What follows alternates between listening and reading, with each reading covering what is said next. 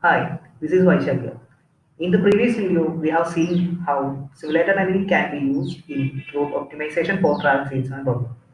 Today, we are here to explain and colony optimization for the same travel salesman problem. Explanation for the basic things are given in the last video, so I am not getting into detail again and more. ACO is a pheromone-based communication method inspired from the behavior of biological ants, and it is visible that it is an example for biomimicry. Ants solve complex problems by the sum of interactions carried out by individual ants. Real ants lay down pheromones while exploring the environment that directs each other to resources.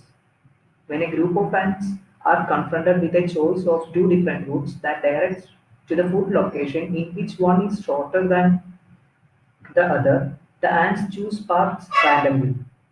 The ones who use the shorter route reach the food faster, and they will go back and forth more times between the food and in effect the amount of pheromone on the shortest path will be higher, and due to the evaporation of pheromone there will only less amount of pheromone on longest path after some time. Thus ants are able to find the shortest path between the food and hill by traveling between them for a certain time. In ACO algorithm, real ants are replaced by simulated ants, and motive is to mimic the behavior of real ants by simulated ants. The optimization problem is transformed into the problem of finding the best path on a graph. The simulated ants walks through the graph representing the problem to solve. The process of making the solution is achieved from a pheromone model, that is a set of parameters associated with the graph components whose values are modified at runtime by the ants. Thus, the artificial ants build solutions incrementally by moving on the graph. Now let's see the equations. As we can see, there are three equations for ACO. The first one is used to get the probability for kth ant, which is currently at the ith position, to move to the jth position for tth iteration. As we can see, there are a number of iterations we can fix, and t represent the iterations and k represent the which and is that. Okay, the equation is given as here. Here, tau ij, tau is the pheromone function for tth iteration between I and j, and eta ij is actually the 1 by distance between I and j. I and j means the two points. Alpha and beta are just two constant parameters, and we have taken it as 1 by default in our program. And the denominator uh, is actually the feasible neighborhood of ant k, that is the set of cities which ant k haven't yet visited. It is actually the sum of all the distances. Now, actually the pheromones have to be updated, and the updation equation is as given in the second part. Tau ij of t plus 1 type iteration.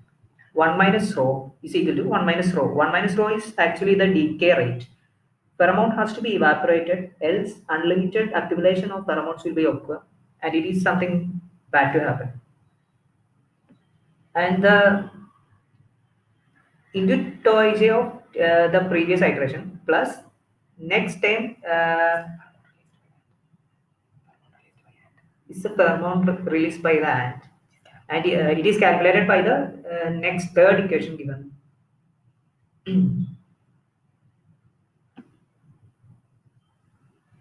Where we can see that if arc ij is used by ant k, then we are using 1 by L k of tth iteration. It is the length of the kth ant. Let me explain the code now. This is the structure of the class.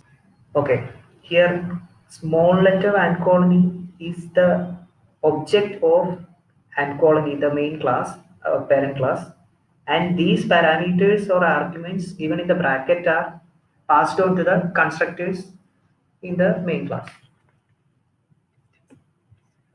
Distant matrix is as shown here. I will the same system matrix is used from the simulated annealing itself. We are using the same, and so that we can easily compare the values and we can obtain we can find out which is the best one. Okay, from the object we have passed some arguments, and these arguments are passed into these constructors: self dot distance, uh, we create a distant matrix. Then self dot pheromone, we are making pheromone matrix. Since we are using dot shape, self dot distance dot shape, getting same order as that of the system matrix. And same way we are all giving the values to all these variables. For a better understanding, I'm going to follow bottom to up explanation method, explain method. So let's go down to the last function, define define probability. It is actually probability. It is actually using the probability equation, the equation which I explained before. Out first equation out of the three equations. I'm not again explaining it, but using this equation, we have to find where to move from the current position after calculating the probability, and the returned and the out and the return values move from this function. Okay. Next function we are explaining is generate path. Here the first we are given the value of start as 0.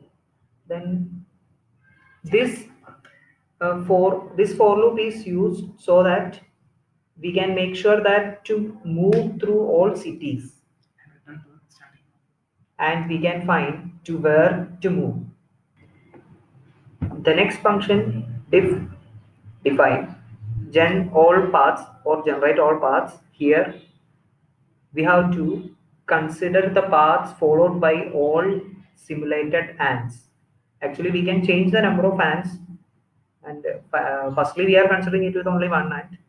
So it may be this function may not be required, but with increased number of ants we get improved and efficient results. So from this for loop, we can append all paths followed by all number of ants. To find which is the best path, we have to find the shortest distance out of the paths we already found. So for that, this function def gen path is used. We have taken the argument path, and for each path, we are getting the total distance. The next function is we are explaining is define spread pheromone. It is actually the same thing we already explained with the equations. Out of the three equations, it is the third one. And you can see that the last line of this, you may be remembering the L that equation. Okay, it is used to pheromone updation. Important function in an ACO core is this one, define run, and we can see that it is a function that we call here. Shortest path is equal to and colony dot run. Here we are first we have taken shortest path is equal to none, and it is taken so because at starting no path or no short path we can define. So that's why it is selected as none. All time shortest path we are selecting so that we can compare the current shortest path which we will find, and I will explain, and compare it with the all shortest path, and I will explain it. From the next for loop, um, we have passed the number of iterations, and that number of times the ants will follow the different paths, and we will get the different paths and their distances. and from these paths we have to find the shortest path. So that we have some functions. I'm not going to explain every line in detail. I will. So with this function, if shortest path is less than all time shortest path, as I explained earlier, this function is used, this condition is used so that we can find which is the shortest path, shortest of all the paths. Okay, by comparing the current shortest path and the current shortest path and current path, if the current path is shortest and shorter than the all time shortest path, then we take it as the shortest path and continue. Then again we check with other short paths, and if it is short like that, then I have already explained that the pheromone should be decay, otherwise unlimited accumulation of pheromones will be occurring. So that the self dot pheromone start, self dot decay is working, so that the pheromones will decay and our function will work perfectly. Now we return all time shortest path to the main function, and here, sorry for the delay. Here we have returned all time shortest path through this function calling into the shortest path, and we are printing the shortest path here. That is his brief explanation about the code, and I will just run the code. We can see that it is a much more quick and fast than okay. These are the iterations. You can see if you look closely, 0, 3, 3, 6, like that. And after the this matrix, we can see the total distance of that each path here. And out of the paths, we get the shortest path among them here. As a final, make a we can find the shortest path here. This we get 485 kilometers. We are using kilometers as a unit, so we get 485. Okay, here it is the number of ants.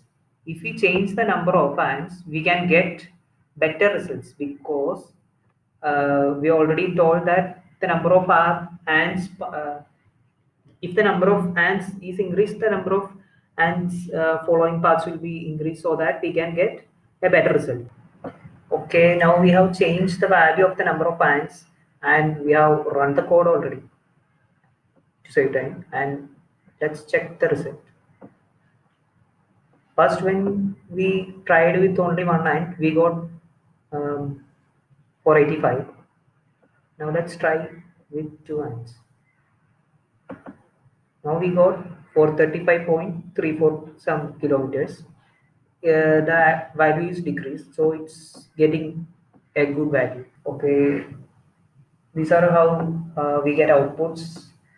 It's a lot because we fixed the number of iterations as 100. If you reduce the 100 from 50 or something like that, we get a much higher value, but the time can be reduced. Okay, that's all about today. And when we compare the outputs we obtain from simulated annealing and this hand calling optimization, we have got almost similar outputs. That from simulated annealing we got around 420 something, and now we got approximately 434. Okay, so it's not much a big difference. And as both these algorithms are meta-heuristic, if we run it again, we might get a slight difference in the outputs. Since it is meta-heuristic and not actual output, we are not getting the actual result. Okay, so that's all about and colony optimization. If you have any doubts, you can come. Thank you.